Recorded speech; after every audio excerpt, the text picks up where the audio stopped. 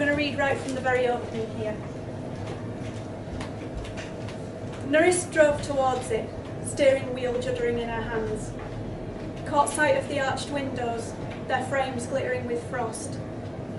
A pointed spire loomed dark under an ice rink sky.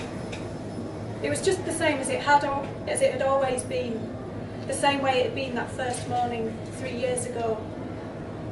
She got out and walked up the drive, breath blooming in the cold. Long walls stretched 50 metres in either direction from the door. Tucked around the side was a newer building, its bricks redder than those of the main hospital. A plaque next to the steps read, Cedar Hospital Heathley, part of Cedar Healthcare Hospital Group Limited. We listen because we care.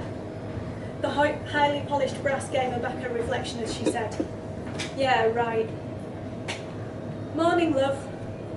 In reception, a middle-aged woman with a too-tanned face sat behind a glass window.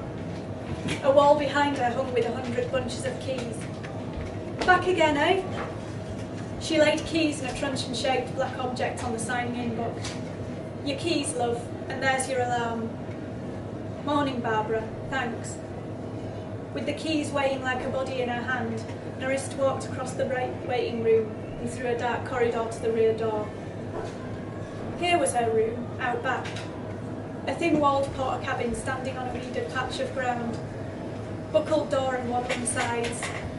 They seemed to shift as she shoved her way in. A fat drop of damp ran down the interior wall. Jesus Christ, she said.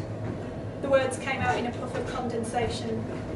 She reached to the switch and flicked on the fan heater. She moved aside a broken guitar and pulled out a large plastic box with a lid. The art therapy things were inside, the paints, brushes, crayons and pencils.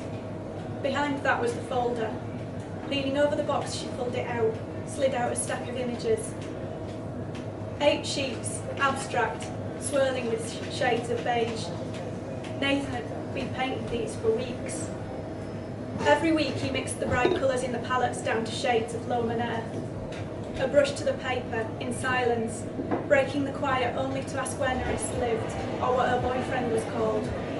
Perhaps today would be different. He might open up, paint something new. She put them in a stack on the table. Getting started took a long time. Building up trust, enough for her clients to feel that they could tell her anything. She stacked crayons in their usual places on the table. Candy-toned pastels, colouring pencils sharp in jars. You might do something colourful this week. The beginning of change. She left his images where they were and shoved her way out into the open. If she was quick, she might still catch handover. Find out which of the patients had been awake all night, who'd started the day by threatening the others over breakfast. When the nearby NHS hospitals were full, they sometimes had a rush of new admissions. Beds populated by the psychotic and unpredictable and mad.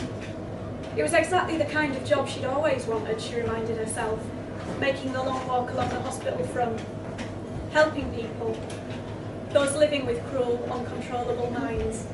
She arrived at the ward door and let herself in.